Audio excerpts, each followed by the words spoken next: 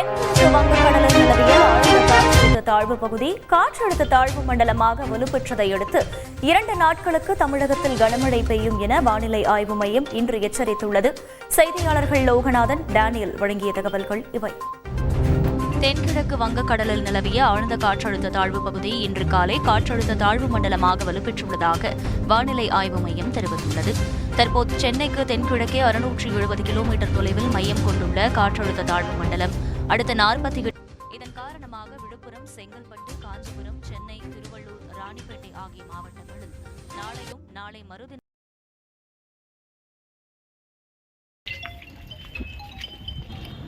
மழை வருதுன்னு சொல்லியிருக்காங்கம்மா, சீக்கிரம் வந்துரு. சரிம்மா, நான் பார்த்துக்கிறேன். வெய்.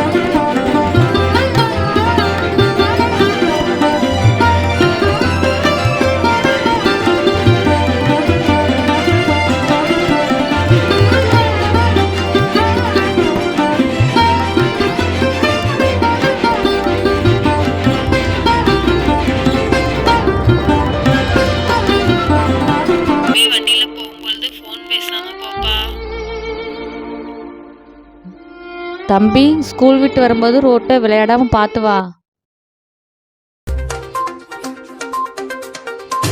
வணக்கம். திருப்பூர் மாவட்டம் தாராபுரத்தில் செல்போன் பேசிக்கொண்டு மோட்டார் சைக்கிளில் சென்ற இளைஞன் பள்ளி மாணவன் மீது மோதியதில் இருவரும் பலத்த காயமடைந்தனர். இது அங்குள்ள சிசிடிவி கேமராவில் பதிவாகியுள்ளது.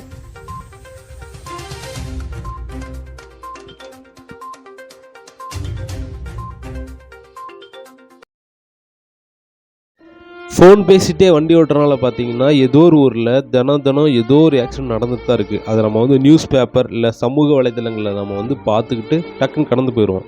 அடுத்து நம்ம போகும்போது ஒரு ஃபோன் வந்துச்சுன்னா நின்று பேசுவோமா? இல்லை. ஏன்னா நம்மளும் எடுத்து ஃபோன் பேசிகிட்டே தான் வண்டி ஓட்டுவோம். ஏன்னா நம்ம ஃபோன் பேசிகிட்டே போனோம்னா டைம் சேவ் ஆகும், கொஞ்சம் சீக்கிரம் போயிடலாம் அப்படின்ற ஒரு தாட்டில் போயிட்டுருக்கோம். பட் அது தவறு. ஆப்போசிட்டில் வரவங்களோட எதிர்காலத்தை நம்மளோட எதிர்காலத்தில் நம்ம கருத்தில் வச்சுட்டு நம்ம வண்டி ஓட்டணும்.